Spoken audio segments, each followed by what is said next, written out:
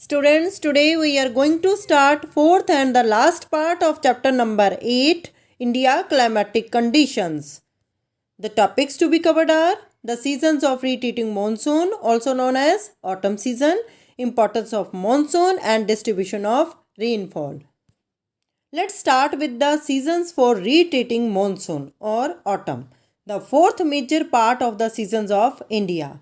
ये season summer के बाद आता है. इसे post monsoon, north east monsoon और रिट्रीटिंग साउथ वेस्ट मानसून भी कहा जाता है. Right. This season prevails in the country from the months of October to November. Means ये सीज़न 2 मंथ्स के लिए होता है, अक्टूबर और नवंबर के लिए. Right.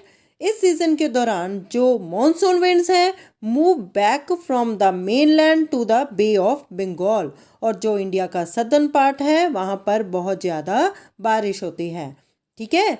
Winds blow from land to sea, और जब ये विंड्स बे ऑफ बंगाल को क्रॉस करती हैं then they absorb plenty of moisture which causes heavy rainfall in the southern part of India. Right. Now next point, temperature begins to decrease in northern plain. जो northern plain है वहाँ पर temperature decrease होना शुरू हो जाता है. Means अक्टूबर में टेम्परेचर 38 डिग्री सेल्सियस होता है और ये कम होकर नवंबर में 28 डिग्री सेल्सियस हो जाता है. ठीक है. तब ह्यूमिडिटी लेवल भी बहुत कम होता है. Therefore, the low pressure in the plain areas is no longer strong enough to attract the monsoon winds. यही कारण है कि जो monsoon winds है retreat from the mainland. The cyclones originating in the Bay of Bengal are often destructive, causing loss of life and property in the thickly populated delta region. Cyclone means चक्रवात, और ऐसा तूफान जो समंदर में गोल गोल घूमता हुआ उठता है और ये किसी भी एरिया में बहता हुआ जा सकता है. ठीक है. जिसमें धूल मिट्टी के साथ साथ तेज हवाएं और बारिश भी होती है. मतलब ये क्या है, एक तरह की स्ट्रॉन्ग विंड्स होती हैं. और साइक्लोन्स ओरिजिनेट होते हैं बे ऑफ बंगाल से and they hit the east coast of India. Right. Cyclone is a large scale air mass that rotate around a strong center of low atmospheric pressure. The bulk of rainfall on the Coromandel coast in Tamil Nadu is due to these cyclone. जो तमिलनाडु का Coromandel coast है वहाँ पर bulk rainfall भी इन्हीं cyclone की वजह से ही होता है. ठीक है. मीन्स तमिलनाडु एक ऐसा स्टेट है which gets heavy rainfall during this season. Now importance of monsoon means monsoon का क्या फ़ायदा है. First point, agriculture in India is largely depended on the monsoon. India का जो मेन ऑक्यूपेशन है वो है agriculture. Agriculture play a very important role in the Indian economy. Okay.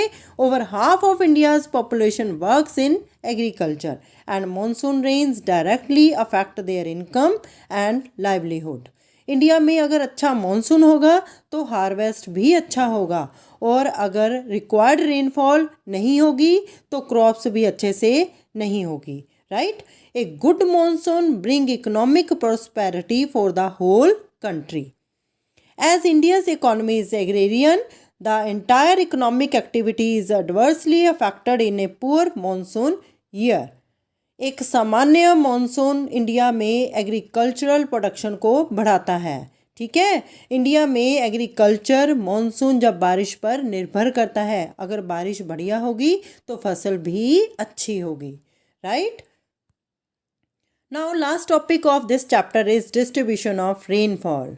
The western coast and the northeastern India receive over 400 centimeter of rainfall annually. India में rainfall unevenly distributed है. Means कहीं बारिश बहुत ज़्यादा हो रही है और कहीं कम. वेस्टर्न कोस्ट और north eastern India 400 centimetre rainfall प्राप्त करते हैं, जबकि राजस्थान का जो वेस्टर्न पार्ट है, ठीक है, और उससे सटे गुजरात, हरियाणा और पंजाब में जो एनुअल रेनफॉल है वो 60 सेंटीमीटर से भी कम होती है. और डेक्कन प्लेट्यू का जो इंटीरियर पार्ट है वहाँ पर भी बारिश बहुत कम होती है. The area around Leh also gets low rainfall. Right. Now next point, the rest of the country gets moderate rainfall. Snowfall is restricted to the Himalayan region. जो इंडिया के अदर पार्ट्स हैं जैसे नॉर्दर्न प्लेन हो गए, ठीक है, central India हो गया, तो इन एरिया में मॉडरेट रेनफॉल होती है। मॉडरेट मीन्स मीडियम, ना कम ना ज़्यादा। तो इस तरह इंडिया में जो रेनफॉल है अनइवनली डिस्ट्रीब्यूटेड है। अगर स्नोफॉल को देखें तो हिमालय के हायर एल्टीट्यूड वाले जो पार्ट्स हैं वहाँ स्नोफॉल बहुत ज़्यादा होती है, right. Students, now your chapter is completed. This is your homework. Read page number 70, 71 thoroughly from your textbook, right? Students, these are 2 research based questions जिसके आंसर्स आपने अपनी SST की टेक्स्ट बुक और गूगल से रिसर्च करके देने हैं। And write neatly in your SST notebook in 5 to 6 lines and send it to my personal number. Okay? Question number 1. Distinguish between the cold weather season and the hot weather season. Distinguish means differentiate. इसमें आपने difference करना है between the cold weather season मतलब winter season और the hot weather season means summer season में। Okay, now question number 2, give an account of the climate condition during the period from September to March. इसमें आपने बताना है कि सितंबर से लेकर मार्च तक का जो क्लाइमेट है, ठीक है, उसमें क्या क्या चेंजेस आते हैं। Okay, thank you everyone, thank you.